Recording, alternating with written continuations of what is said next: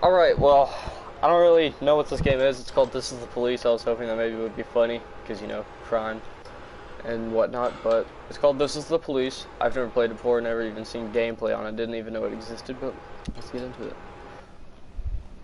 Usually, before I go shaking my tits for the press, I like to go see how the professionals do it. Why is he not go? Some might say the chief of police has no business in an institution like this.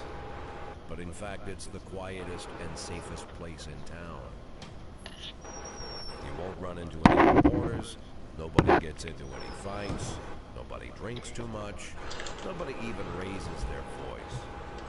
The place is owned by an elderly gentleman who knows how to keep things under control. That's why I never invite my friends here. I wanted to make an exception for my 60th birthday, but most of my colleagues are young enough to be my sons. They'd rather just hire prostitutes.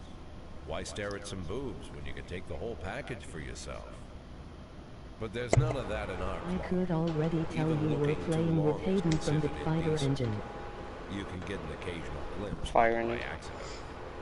The rest of the time you just pretend that you're immersed in conversation, or just come by for a drink. Doesn't mean these gentlemen wouldn't want their bald heads smothered in tits. It's just that nobody says it out loud. My younger colleagues might call it hypocrisy, but I call it the good old-fashioned manners. Good manners and leave the rest unsaid. She agrees to unbutton her blouse, and we agree not to pay too much I attention. didn't mean to say engine. The girls are on a quiet prowl, too. They're looking for a way out of their cramped rooms. Maybe make friends with some wealthy patron with a I meant pacemaker Jet. and dentures. Everybody wants something. But we have to control ourselves, or we'll all turn into libertines and prostitutes. Hell, if there weren't any rules, I'd be belching and farting, jumping up on the table, arms held high, yelling, "Shake it, baby!"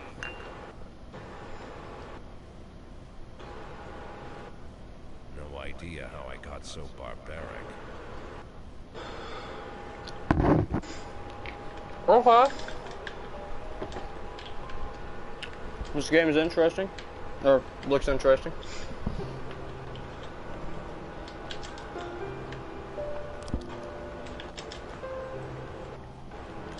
Yeah, new game.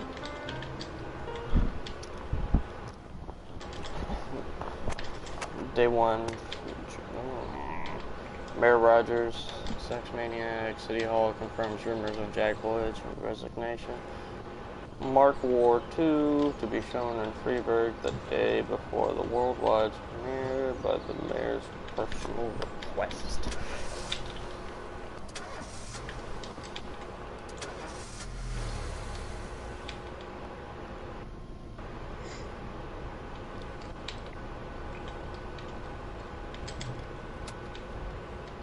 When I was a kid, my father sometimes told me at bedtime if I closed my eyes and didn't open them for a long time, all the demons would blow away. Yesterday I turned 60. I still take his advice. Not because I'm sentimental or want to keep the memory of my father alive. I just can't think of a better solution. To get away from all the demons that haunt Freeburg, I need to wear a blindfold 24/7. Plus, it's a good idea to act blind when talking to reporters. At least that's what my colleagues say. They're afraid of press conferences. But for me, it's more like a confession. No matter what lies you tell, I'm privately thinking the honest answers. It helps me remember who I am. The fact that I'll be reading all about it in the papers tomorrow is a small price to pay. Call it penance for the preacher. No. Okay. I like the way this old man thinks. This is the first time I'm afraid of those answers my mind has given me. Not because I'm mad I'm losing my job. Though it's true, I'm mad too. Not because I subconsciously blame everyone else. Though I damn sure do blame them. And don't even ask me what my next move is.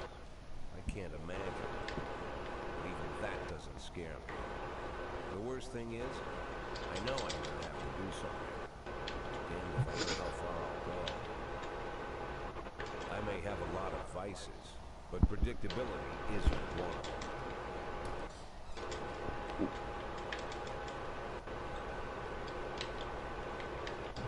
I learned a long time ago how to drive away the swarming demons. But what do you do when they're trying to rip your soul from your skin? Shutting my eyes tight as you can. The best solution remains the same. Play blind. I just hope the reporters think I was blinded by the camera flash.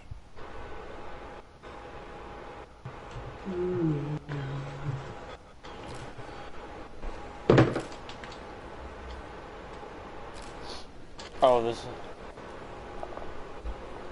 Yesterday, the mayor's office officially announced your resignation. Did this come as a surprise, or did you know about it in advance? Surprised the mayor discussed it with me. I've been expecting this bull from the mayor. What's the difference? Yeah, what's the difference?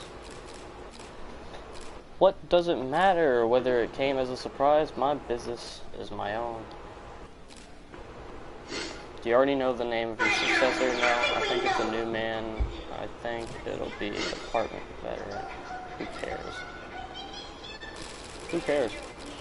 I've done my job and I'm just about finished with it. Soon, my only interest will be cigars and jazz. I frankly don't care who takes my place. After the recent corruption scandal, your deputy, Francis Kendrick, said he was looking forward to resigning. If the mayor offered him your position, would that change his mind? Perhaps. Yeah, perhaps. Sounds possible if he thinks the new office would help him serve the city a little longer. Although Kendrick was acquainted, many still believe that the police are cooperating with the mafia. Do you have anything to say about this? It helps the police? No comment. Usually I prefer to answer all of your questions, but in this situation, I've got to say no comment. Do you think your personal relationship with the mayor could be the reason behind your retirement? Possibly. How should I know? Thank you.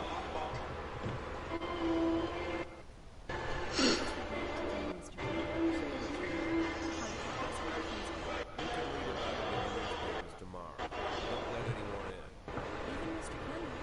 Especially Mr. Kendrick.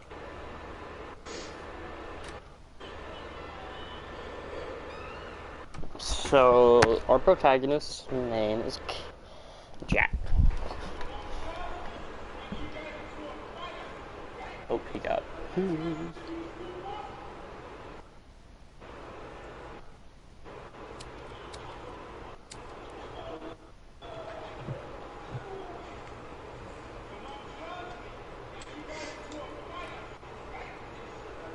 soon as I heard the door creak, I knew what face I'd see. When I tell Emma not to let anyone in, there's only one thing that would be. Rude, arrogant, overwhelming. That's Mayor Rogers in a nutshell. White summer shoes, white socks, white shorts, white polo shirt, and the white smile of a hungry shark. Mayor Rogers enters every room like he owns the place. Even the floorboards under his feet sound like they're creaking an apology. He never shied away from the odd corruption scandal. Like the devil walks behind him. In the movies, the villains controlling the city play golf with the judges. Rogers plays tennis with them instead. That's about the only difference. Jack, I was hoping to catch you at the press conference. You ran away.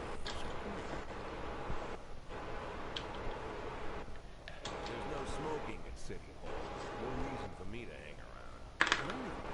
This morning I signed a ban on smoking in all public buildings.